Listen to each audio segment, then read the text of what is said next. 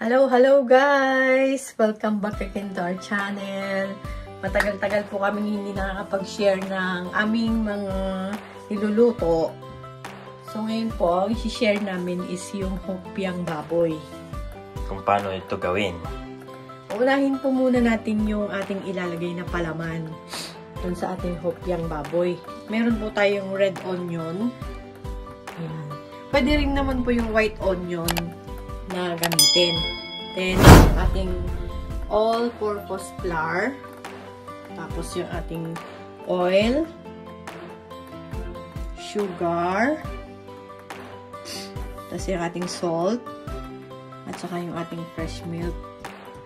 Yan. Okay, proceed na po tayo sa pagsasutay ng ating onion. I-heat po natin yung ating kawali. Yan, mainit na yung ating kawali. Ilagay na natin yung ating oil.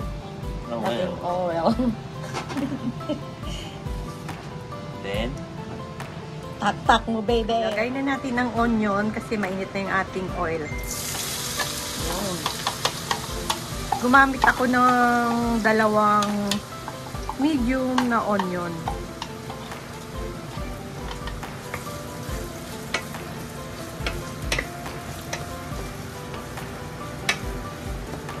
Lagay na rin natin yung ating fresh milk na tunaw na yung ating sugar. So, lagay natin yung fresh milk. Salo lang. Kailangan natin siyang mag-boil muna. Sunod na natin yung ating flour. So, yan, kumukulo na yung ating mixture na nauna. Sasalain po natin yung ating flour para hindi po ubuo.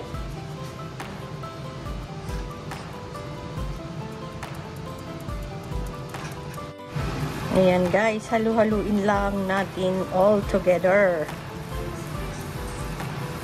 ayun yung palaman niya. Ito yung magiging palaman ng ating hopya. Hininaan ko na rin yung apoy natin para hindi siya mamadali yung ating na maluto. Eh, yung paggawa ng hopya munggo, ganyan din kita. Oo, iba lang. Munggo lang yung palaman. Sa susunod, comment kayo guys. Try natin kung paano gawin yun. Okay guys, gagawa na tayo ng ating first na dough. Ito yung parang pinaka-outer layer ng ating dough. Diyan natin ipapalaman yun. Oo. Bali ito is yung first dough natin, gumamit ako ng bread flour.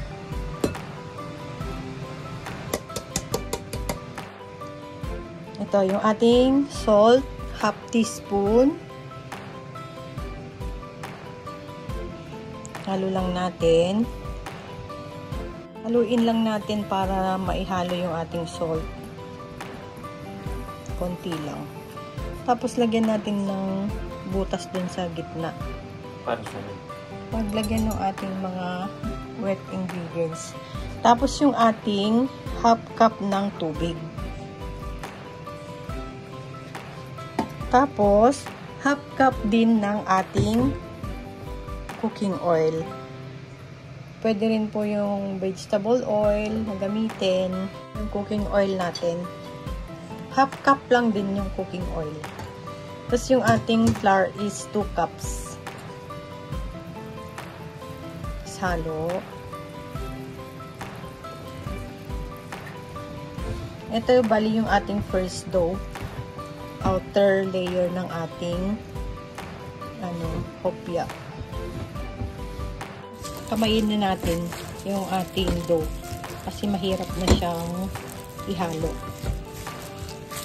Tapos ito, hindi na natin siya kailangang i-masa o i-knead kasi hindi naman to yung tinapay na kagaya ng mga pandesal, mga ganun. Paghaluin lang. Halu-haluin lang. Hanggang sa maihalo lahat yung mga ingredients niya. Ayan.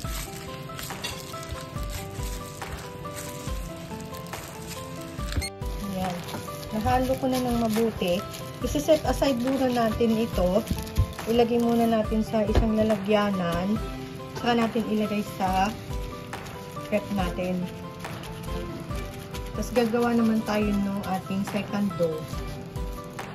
Ito naman yung ating sugar. Half cup lang ng sugar. Ayan. Tapos yung ating butter. Tapos ito naman ating butter. 3 tablespoon. Kumbaga tansya na lang po ito.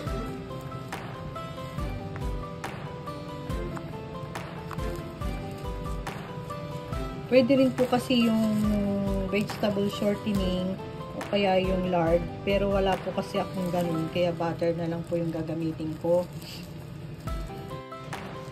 Okay guys, ito yung ating first dough kanina. So ito, ipa-flat natin dito sa ating parchment paper.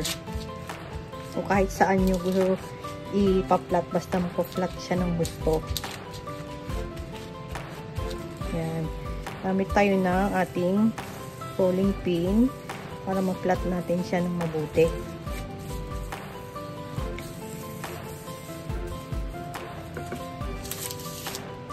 Yan, ganyan na po yung nangyari dun sa ating second dough. Tapos ngayon, ano lang natin siya, i-roll natin siya.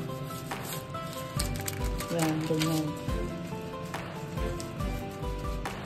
Roll natin hanggang doon sa dulo.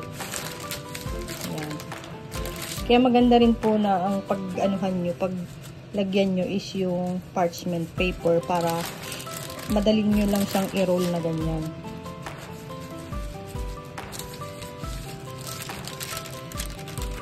Ganito na po yung ating dough. Tapos, hatiin natin siya sa gitna. Yan. Tapos, kayo na po yung bahala kung gaano kalaki yung gusto nyong outcome ng ang inyong hopya. Hatiin lang natin sa tapos kung ano yung gusto nyong pagkakalaki.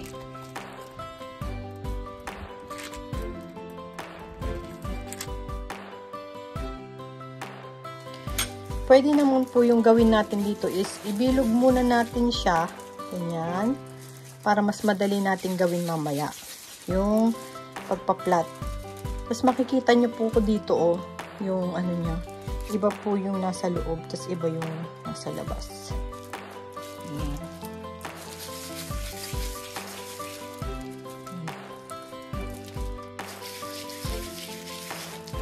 Bakit ba tinawag siya na hopyang baboy? Wala namang baboy.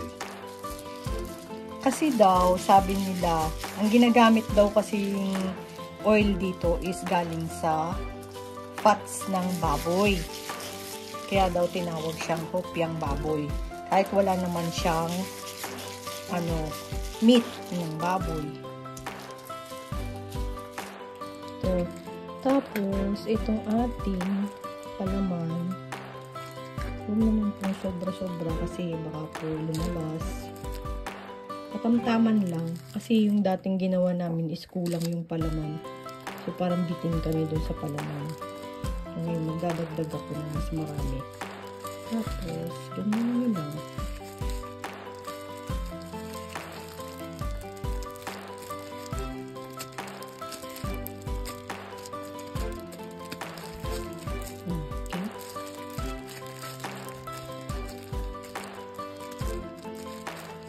Kayo na po yung bahala kung paano nyo siya ibibilog o iyaan.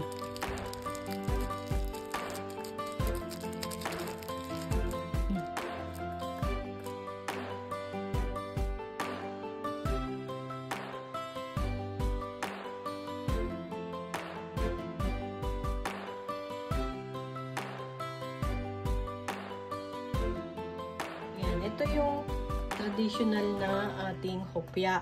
Tapos ito naman yung parang siyang pabilog na yung ginawa nating hopya. Parang pitas. Parang gano'n. Tapos ito ngayon, yung nag-beat lang ako ng egg. Tapos ibabrush natin sa ibabaw.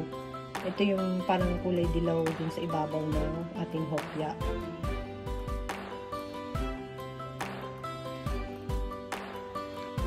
Ayan guys, na-brush ko na siya ng yung egg sa ibabaw. Tapos nag-preheat na ako ng oven na 180 degrees for 30 minutes. Bake natin siya for 30 minutes.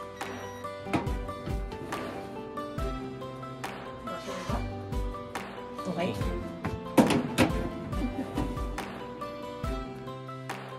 Ayan na guys, yung ating hopyang baboy.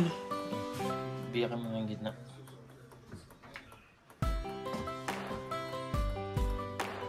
Hindi, kuha kayo sa test. Tingnan natin tong isa. Ayan po guys. Wow, sarap.